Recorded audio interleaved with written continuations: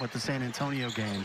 You know, had that game not been postponed, the way our schedule was set up, we really wouldn't have been able to go hard as a team. And offensively, we're starting to drive the ball. Basketball team in this COVID era, with all the different things that you have to deal with, the things that you're accustomed to doing that you can't do right now, the team dinners, the team functions, and even the practice time. Yeah, AD, I mean, you played for probably the best coach in the league in terms of culture building and what he does to bring that about.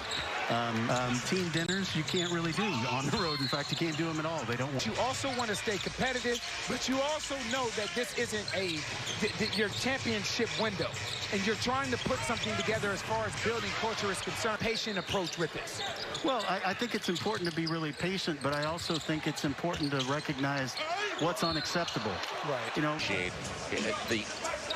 the genuine anguish, the pain, you could see it through the mask. He cares so much. And we will get together with the coaching staff like we normally would. But tell us how it's been for Stan and his training. Patient, but most of us aren't terribly patient in terms of wins and losses. Going on right now about different trade rumors and what could happen and so on and so forth. Well, players that handle things to varying different degrees. I think what you've seen Lonzo do is come out and just decide he's going to ignore all the noise and play his game. And we're really happy with how he responded. Trade rumors get out and people are talking about certain players in the media. I think the rest of the team sort of rallies around those players. So in a weird sort of way, I think it can be a galvanizing factor. Situation, you know, at the time that the rumors got out, I think we were 6-10 and we're coming off a woeful loss at Minnesota.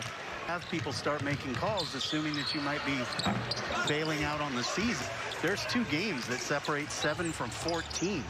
So teams that are looking at players that they covet on your roster, they're hoping that you're going to check out on the year. Teams from our side mentioned because the acquiring teams stand to gain something by rattling the cages a little bit. But I think by and large, we're trying to be there. We can build the trust in one another that we need on both sides of the ball.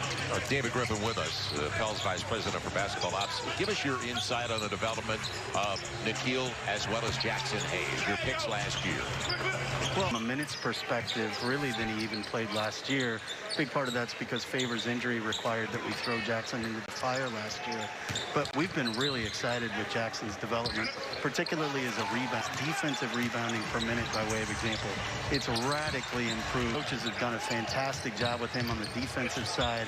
I think his technique from a potential to be a starting guard in this league, and he needs to be able to play through mistakes and get comfortable, and certainly saw the best of him and what he can do in LA when we played the Clippers and he had a 37-point night.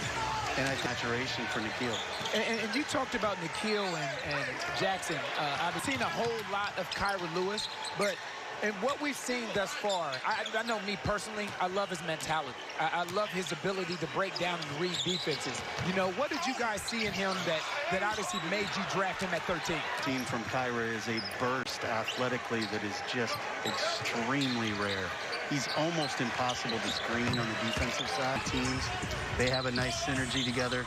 And most importantly, Eric Bledsoe's taken Kira unbelievably good teams. And I'm sure those teams, all the ones that succeeded at a high level, they had someone that was life-giving to the group energetically and who made everybody else more comfortable by their presence and by their desire, little things that win you basketball games. And that's who he is.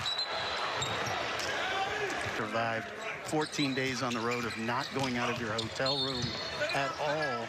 You talked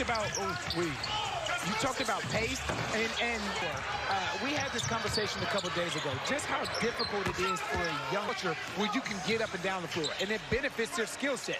It's very difficult to play half-court basketball and execute in a half-court consistently. Well, and it's impossible to execute in the half-court if you don't run into your cuts. If you don't run up to your making a hard cut, running into your screen, running off of the elbow with some urgency, and really good for us on both sides of the ball. David, we appreciate your time as we wrap things up in this group. Well, for starters, when I get off the microphone here, our plus-minus better improve because I've been terrible while I'm sitting over it. And we just need to have enough time together to get over that hump. David, appreciate all your time. A lot of wins later. We'll talk again. Thank you, fellas. Thanks a lot. David Griffin, Vice President of Top. Bledsoe the distance. Nice. And not a bad finish. Now it'll be Sterling Brown. And Back straight wins. They were 3-6 with James Harden. They're 5-3 without him playing this style. It'll be Lonzo. Well short. Easy one. And the Pels need a timeout. So he had a good ball. And you're exactly right. You had 13 points in this game. You've done an excellent job here at home of valuing and taking care of the basketball. 23 total turnovers in 2 games is the reason why they've won those 2 games. Eric Bledsoe. Okay, it'll crawl out of bounds.